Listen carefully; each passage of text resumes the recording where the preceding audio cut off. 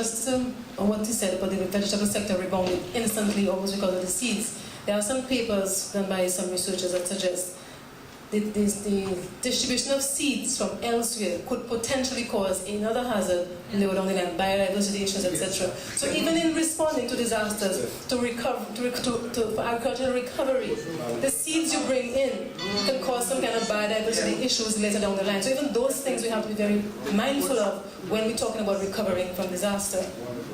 In the Haiti earthquake, if you looked at all of the television, it was always about who died, who was sick, or the housing. You never once heard anything about the agricultural sector. And the question becomes, when you have disasters, and everybody knows Haiti is very food insecure, and to feed Haiti, I'd have to grow agriculture to get food aid.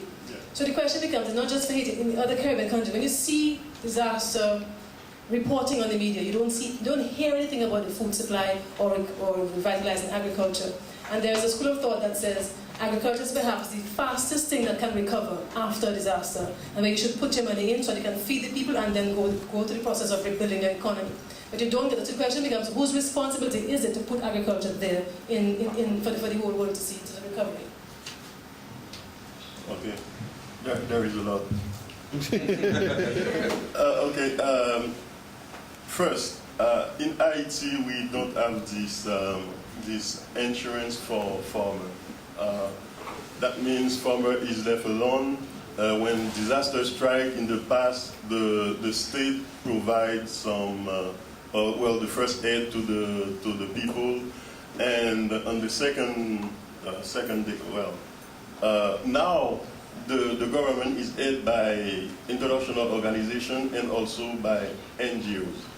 In this paper written, they are talking about the mercenary NGOs, Dan. It's a new concept because that shows up after the earthquake. After the earthquake, even though agriculture was not directly hit, there was like more than 400 new NGO, a flock of 400 new NGO just arriving in the country. They were doing all kind of stuff without control by the states. And you can imagine easily that what is being done before by structuring agriculture is kind of put on hold during this period. So this is a completely different state of mind, even when we are talking about farmers, even when we are talking about agriculture. In Haiti, most farmers are just doing agriculture like a way of living, not really in the state of the entrepreneur in agriculture. So there is a lot of effort, a lot of thinking, a lot of new approach by helping people investing more in agriculture. Even the state invests little in agriculture.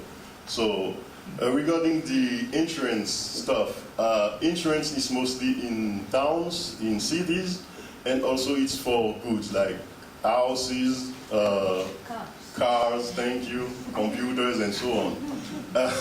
When you talk about insurance, about investing in agriculture, the first response is too risky. And so it can be true or false, but they are reluctant to invest in agriculture sector. Things are changing, the mind are changing a little bit. I don't know if because of all the money after because as you remember during the 2000 years, from 2004 to till now, there has been a lot of disaster, a lot of natural disaster like hurricanes, flooding, drought, and recently the hurricane. So there is a lot of money coming in the country. So I guess insurers are more kind of thinking about, okay, there is a place that I can, the risk can be shared, I don't know. But the mind, the thinking are kind of changing. When you talk with the insurer, they say, okay, they are thinking about the possibility, but before it was a solid no. to the question. And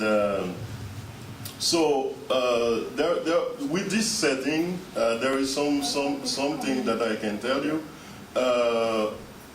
I was talking about the drought during the 2005, 2007, and when the government collapsed after that in 2008.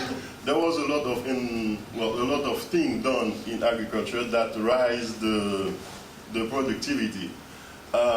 During this period before 2008, the number of people suffering from hunger was about 3 million, according to local authority for the food security.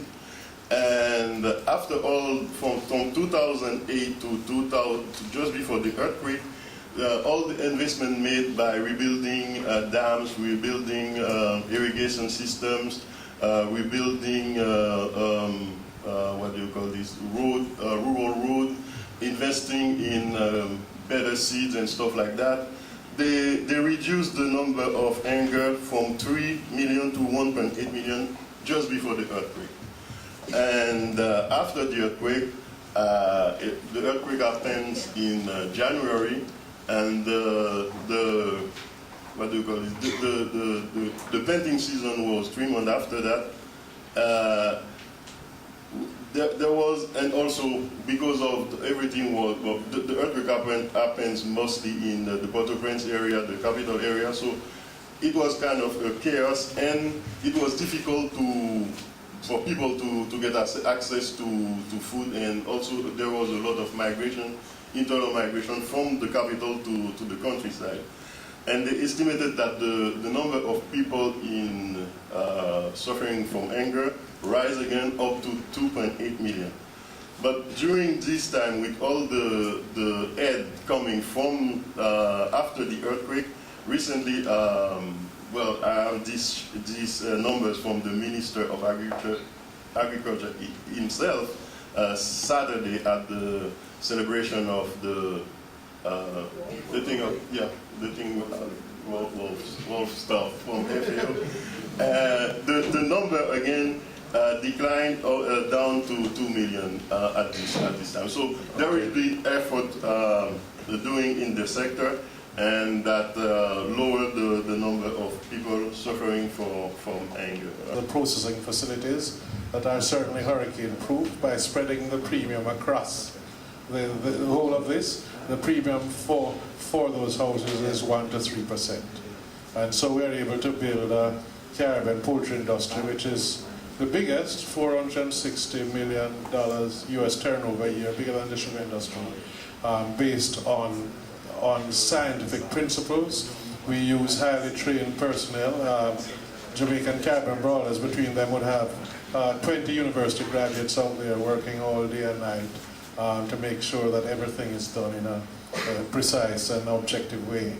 And it obviously pays off, because at 1 to 3%, that's a good premium. But our observation is that there's a strong correlation between what people steals and what is in short supply. There's exactly, if you draw the two graphs, and we, unfortunately, we are nations of samples, small quantities, and so that the probability towards breeder lasting is extremely high. If I could ask my colleague here if they bothered to steal a manga in Haiti, obviously it doesn't. And because we produce 85% of the poultry and broilers and 100% of the eggs, the theft of eggs and broilers is non-existent either. If you go to the other end, Jamaicans like goat meat, and we're short of goat meat. We have to import 150 million Jamaican dollars every 4 weeks. That's about 1.3 million US from Australia and New Zealand. The theft of goat is exceptionally high. They used to have 300,000 cows in Jamaica. They probably have 60,000 to 70,000 now. And the theft of cows, if you look in the newspaper tomorrow morning, you'll see how they stole a cow. But in the old days, they wouldn't have. And this points to bad planning on all our parts. What is the correlation between supply and demand? The capacity, we certainly have the capacity to grow what we require, but nobody is planning and nobody is growing it in the quantities.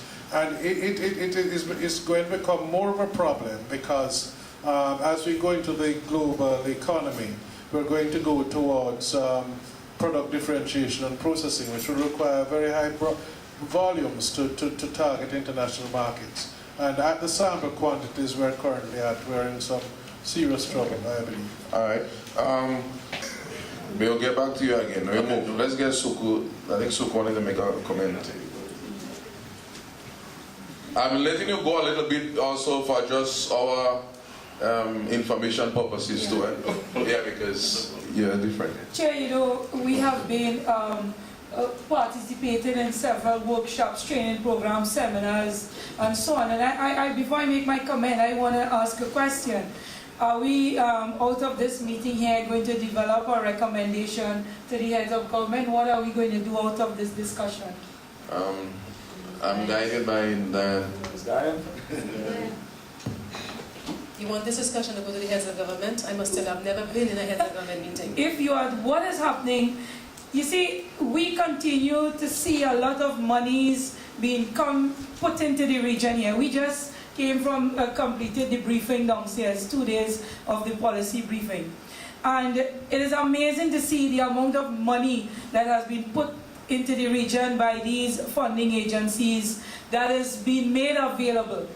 And yet today we still sit down after so many years and we talk about how do we mitigate the risk in the region for farmers and agriculture. And our efforts can only be real if we really make the intervention to where it really matters. And resolving some of these issues in the region, you don't need no big consultancy, as my friend Jetro, my brother, would always say. We in the CAFAN group, we have a very practical approach to getting... I just want to add that I agree with Mr. Murray. I remember I was part of ICA when the alliance thing was being formed, and the sharing of experiences indeed was vital for the different constituent members. And I think that leaving here, as Ms. Suku said, we can share amongst ourselves. We can benefit from the experiences of Jamaica, of Trinidad, of Haiti. And I don't think we always need to rely on the government. As I said, we can work together. We can empower ourselves. Because I remember having a discussion with Mr. Maxime outside. We often cry that we're not doing well in agriculture. We have these problems, but nobody wants to talk about the Benz we drive in, the Rolls Royce, the Range Rovers, and the farmers themselves driving. Because things are working out on some fronts. So let's work together to empower ourselves and get things done. I didn't say this about the hormone problem, but after we resolved the issue, we recognized that the outbreak took place primarily because farmers weren't doing enough or good enough land preparation. And if they had done good land preparation, it might have minimized the outbreak. So now we have decided we're going to train farmers to do better land preparation to prevent that kind of outbreak. In the same way next year, we won't have this problem. We may be share with St. Vincent or Guyana, so they won't have the problem, but we don't really need government to put out funds or international agency. There are things that we can do. We have some resources. Let's work together nationally. We have forums. We have the CAFANs, the National Food Crop Farmers Agricultural Societies in the different countries, BAS, CABA. There are different entities. Let's work together through those mechanisms and share the information.